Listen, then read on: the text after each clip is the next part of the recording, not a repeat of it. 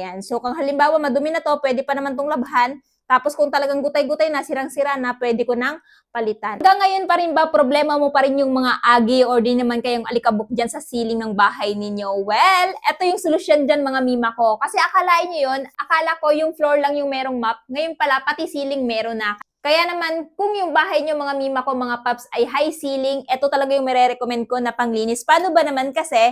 Ayan, madali mo nang maaabot yung agyo or din naman kaya yung alikabok ng bahay nyo kapag itong map ceiling na to yung gagamitin ninyo. So may haba nga po pala siyang 2 meters at abot na abot po maski yung mismong kisame. So pwede nyo pong punasan ng pangganyan kasi rotatable map naman po ito. Matanggal lang talaga mismo yung mga agyo or alikabok. So kung bibili kayo nitong map ceiling na to guys, meron din siya kasamang map cloth. Ito. So ako, bumili ako ng isang map ceiling tapos 4 na mop cloths. Yan. So, kung halimbawa madumi na to, pwede pa naman tong labhan. Tapos, kung talagang gutay-gutay na, sirang-sira na, pwede ko nang palitan. Kaya naman sa mga mima ko or sa mga paps ko na naghahanap ng map ceiling, ito yung may re-recommend ko. At syempre, kung interested din po kayo dito at gusto nyo din itry ito, idadrop ko na lamang yung link nito dyan sa baba.